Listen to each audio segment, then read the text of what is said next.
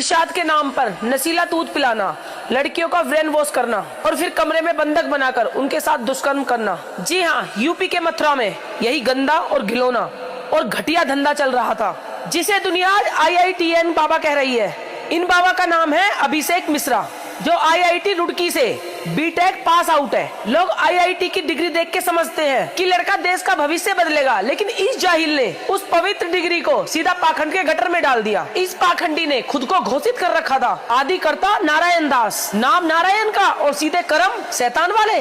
IIT Roorkee में तुम्हें coding सिखाई गई थी या लड़कियों की जिंदगी बर्बाद करना? अब सुनो, ये पढ़ा लिखा भेड़िया करता क्या था, इसका धंधा क्या था? सोशल मीडिया पर बाकायदा जाल बिछाना। ये खुद को बहुत बड़ा गुरु बताकर ऑनलाइन गीता ज्ञान बांटने का नाटक करता था। देश भर के पढ़े लिखे युवाओं और भोली भाली लड़कियों को धर्म के नाम पर फंसाता था। मतलब कलयुग का ऐसा सॉफ्टवेयर तैयार किया इस बाबा ने कि सामने वाला सोचे कि साक्षात मोक्ष मिल रहा है, और यहाँ ये भाई साहब हवस के पुजारी बने बैठे हैं। अरे अगर गीता का पहला अध्याय भी ठीक से पढ़ा होता ना, तो पता होता कि अधर्म करने वालों का हश्र क्या होता है। पर तुम्हें तो अपनी पढ़ाई का इस्तेमाल मासूम लड़कियों की इज्जत से खेल के करना था। जब लड़कियां इसके झांसे में आकर मथुरा के राधा कुंड वाले ठिकाने पर पहुंचती थी, तो पहले ये उन लड़कियों का माइंड वॉश करता था और फिर शुरू होता था इसका असली घिनौना खेल। ये उन लड़कियों को प्रसाद के नाम पर नशीली दवाई मिलाकर दूध पिला देता था। जब वो लड़कियां बेहोश हो जाती थी, तब ये उनके साथ दुष्कर्म करता था।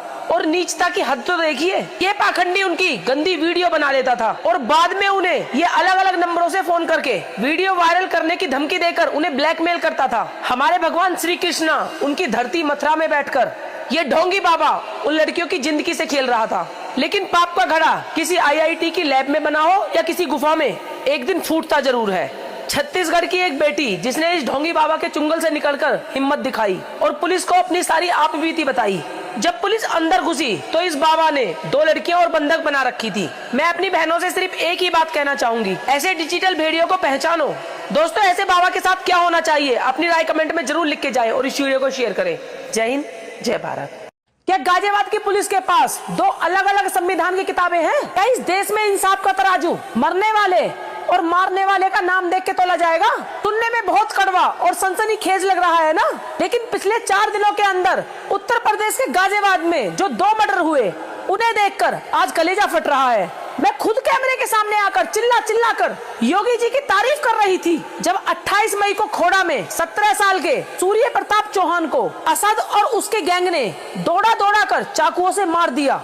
और फिर मात्र 72 घंटों के अंदर गाजियाबाद पुलिस ने असद को एनकाउंटर में ढेर कर दिया। मैंने तालियां बजाई और मैंने बोला, यह है योगी जी का असली यूपी मॉडल, अपराधियों को मिट्टी में मिलाने वाला राज। लेकिन ठहरिए, मेरी वो तारीफ आज मेरे ही गले में अटक गई। तालियां बजाने से पहले जरा गाजियाबाद के दूसरे हिस्से में चलिए। उसी गाजियाबाद के साई उपवन में देश का नाम रोशन करने वाला इंटरनेशनल पैरा एथलीट चिराग त्यागी, वो इकलौता बेटा जो अपनी आंखों से देख नहीं सकता था, लेकिन इस देश के लिए गोल्ड मेडल जीत के लाया था, उसका मर्डर किसने किया? उसके दोस्त यश खटीक ने पीठ पे 2 गोलियां मार दी और उसके अकाउंट से 3.5 लाख लेके भागने की फिराक में था।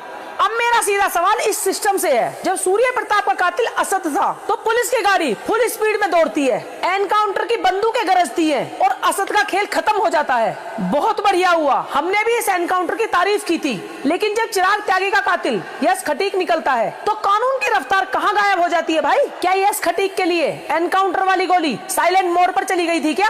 वहाँ पुलिस सिर्फ गिरफ्तारी का शांति पाठ पढ़ के बैठ गई। आखिर इस केस में वैसी ही कार्रवाई क्यों नहीं हुई? ये कैसा दोहरा मापदंड है?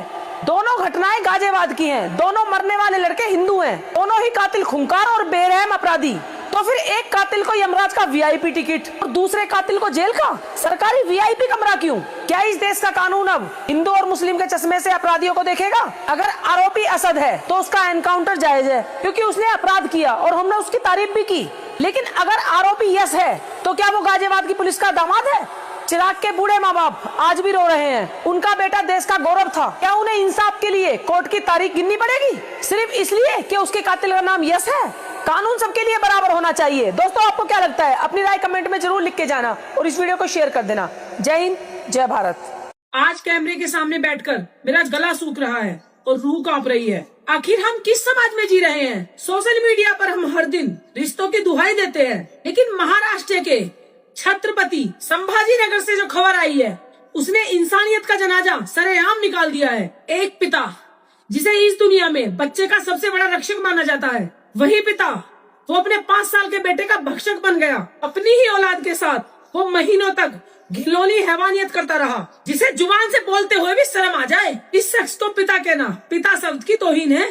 जरा सोचिए उस 5 साल के मासूम पर क्या बीती होगी। वो बच्चा जो अभी ठीक से बोलना भी नहीं सीखा, वो अपने घर में ही कैद था, और उस हैवान पिता की नीचता देखिए। मासूम को डराता था कि अगर मुंह खोला तो छत से नीचे फेंक दूंगा। ये इंसान कोई पिता नहीं हो सकता, ये समाज में घूमता हुआ राक्षस है। ऐसे दरिंदों के लिए कानून की किताब में सख्त से सख्त सजा भी कम मालूम पड़ती है। अरे जानवरों में भी अपनी औलाद को बचाने की एक फितरत होती है, लेकिन इस शख्स ने तो जानवरों को भी शर्मिंदा कर दिया। आखिर ऐसी मानसिकता वाले लोग हमारे बीच सांस कैसे ले रहे हैं? मुझे तो ये सोचकर भी डर लगता है ये मामला सिर्फ एक आरोपी का नहीं है, ये हमारे आसपास की सुरक्षा पे भी बड़ा सवाल उठाता है। और इस घटना का खुलासा तब हुआ जब उस बच्चे की माँ ने अपने बेटे की खामोशी को भापा, उसके डर को समझा और हिम्मत दिखाकर पुलिस स्टेशन गई। अरे सल्यूट है उस माँ की हिम्मत को।